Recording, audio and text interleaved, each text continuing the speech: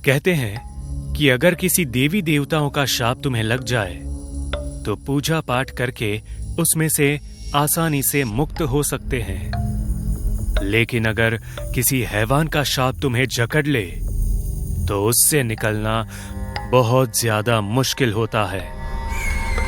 ऐसे ही एक हैवान के शाप ने गुना नाम के गांव को जकड़ लिया था।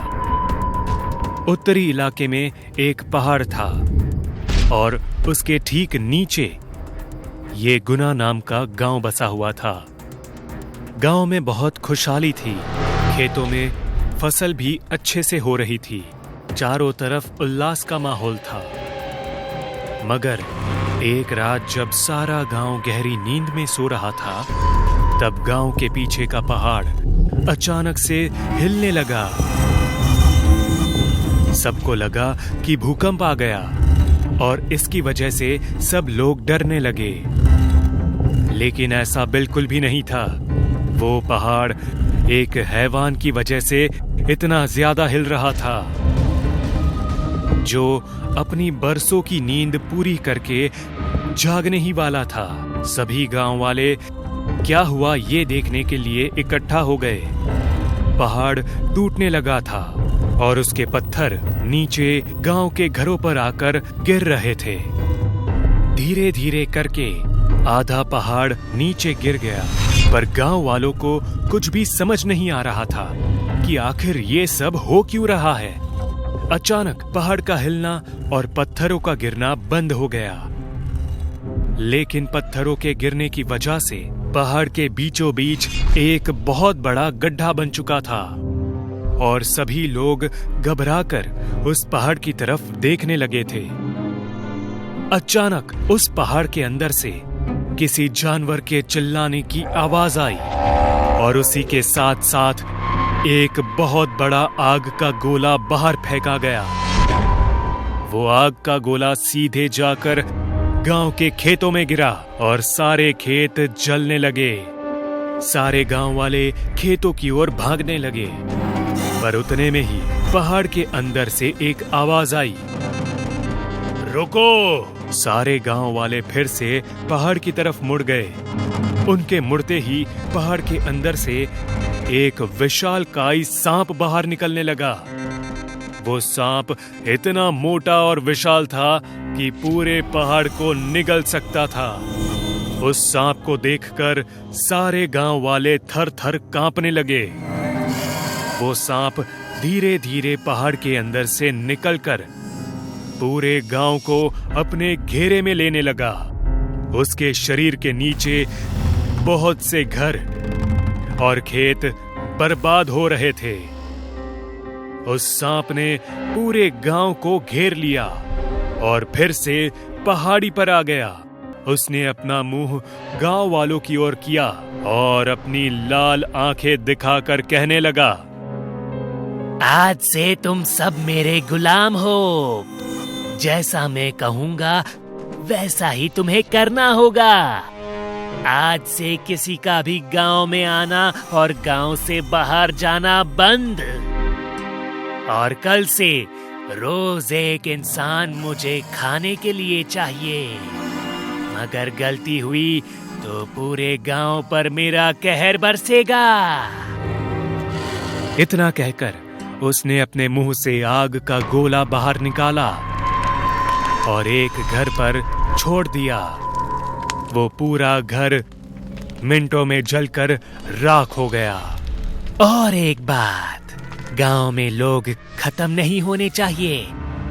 ये तुम्हारी जिम्मेदारी है। उस दिन के बाद गांव का जैसे पूरा नक्शा ही बदल गया। उस सांप के कारण पूरे गांव को शाप सा लग गया था और बाकी सभी गांव वाले उस गांव को शापित गांव बुलाने लगे थे।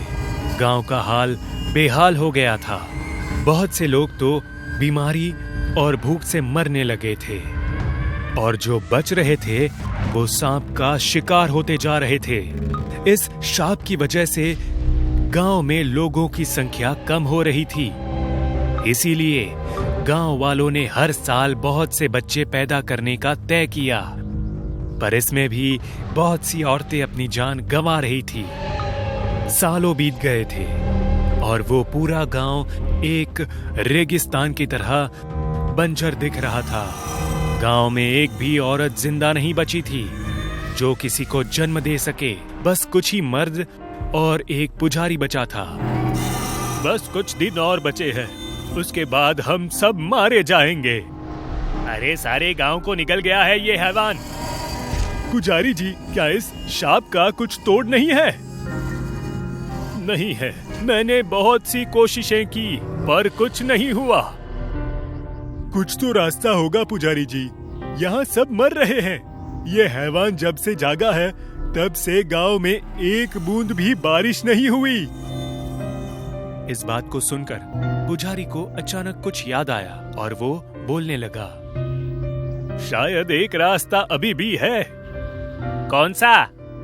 एक दिन जब मैं रात को कुएं से पानी भरकर ले जा रहा था तब मेरे हाथ से मटका गिर गया और वो पानी बहता हुआ उस सांप के शरीर के नीचे चला गया था और पानी लगने से उसके शरीर का वो हिस्सा जलने लगा।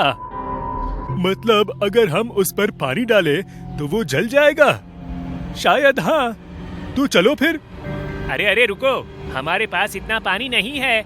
इसके पूरे शरीर को जलाने के लिए हमें बारिश का पानी चाहिए। ये सही कह रहा है। मैं एक यज्ञ करता हूँ और देवी देवताओं से प्रार्थना करता हूँ कि कृपया हमारे गांव पर भी बारिश करे।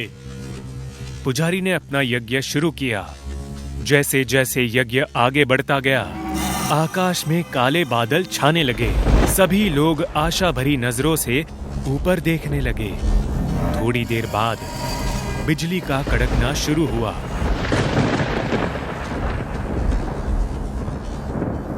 बिजली की आवाज सुनते ही वो हैवान जाग उठा और उसने देखा कि गांव वाले यज्ञ कर रहे थे। वो बहुत गुस्सा हो गया। ये तुम लोग ने ठीक नहीं किया, अब तुम सब के सब मरोगे।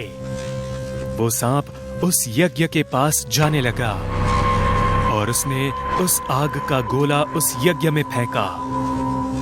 उस गोले की वजह से पूरा यज्ञ बर्बाद हो गया, पर आसमान में अब भी बिजली कड़क रही थी। सारे लोग डर कर भागने लगे। वो सांप उन इंसानों को खाने के लिए उनके पीछे जाने लगा। पर इतने में बारिश गिरनी शुरू हुई और देखते ही देखते जोरों की बारिश आने लगी। सांप का पूरा शरीर बारिश के पानी से जलने लगा। सांप दर्द के मारे जोर जोर से चिल्लाने लगा। उसकी ये आवाज सुनकर गांव के सभी लोग डर गए। जलन की वजह से वो सांप पहाड़ के अंदर जाने लगा। उसे जाता देख सभी गांव वाले खुश हो गए। बारिश रुक गई और गुना गांव का शाप हमेशा हमेशा के लिए खत्म हो गया।